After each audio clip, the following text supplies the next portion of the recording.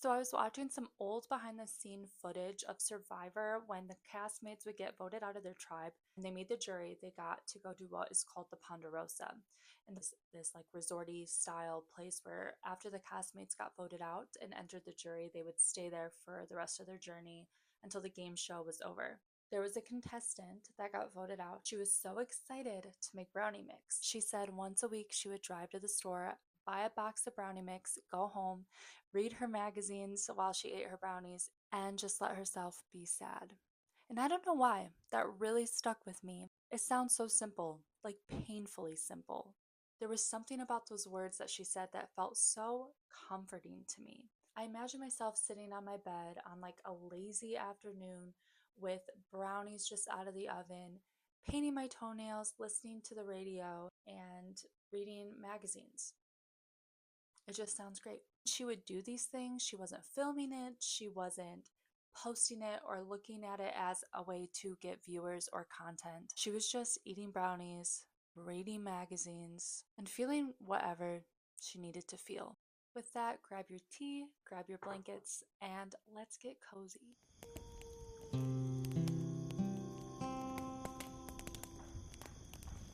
I thought we could talk about when life felt a little bit more simple. Maybe the better word is slower. Because everything kind of moved slower in life, I felt like we had more time to process things before the next thing showed up. Now everything feels like boom, a text, boom, a video, boom, another video, boom, somebody's pregnancy announcement, somebody bought a house, a horrible news story, or an advertisement saying that your face or your kitchen needs improvement. There's never really a space in between things anymore. Before you've had time to understand how one thing has made you feel, there's something coming in to replace it. And I really think that that does something to us. Even when nothing particularly bad is happening, our minds just never have a chance to settle. When you bought a magazine, you could look at it over and over again and get something different every time you read through it or you glanced at the pictures. You listen to the same CD over and over again, learning all the lyrics, and you would be reading all of the details in the CD packet. I don't know if you know, if you remember what I'm talking about. There used to be like a packet in the CDs.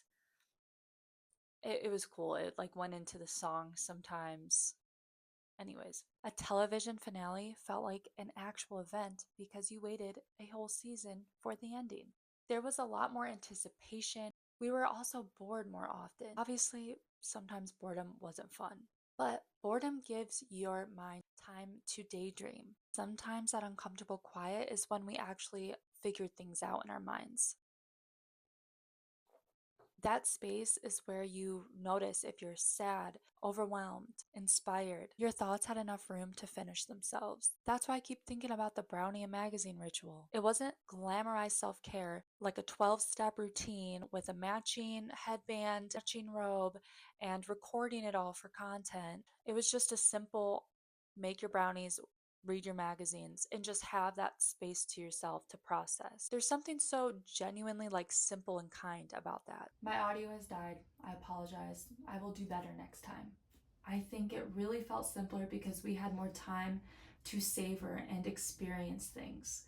There was space in between things, space to anticipate, to recover, to miss people, space to enjoy something fully without having the next thing right in our face. Sometimes I think we're better off if we treat our actual phones like landlines. Just set it aside and let yourself do a task without having this thing on you 24/7. Maybe the goal isn't to fully disconnect with the world. Maybe it's just to stop letting the world interrupt every single moment. So maybe tonight you can find one small thing to do, whether that's making a snack, listening to a CD, just sitting outside, watching an old movie without looking at your phone.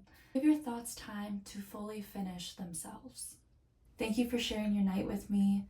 As always, I'll see you on the next one.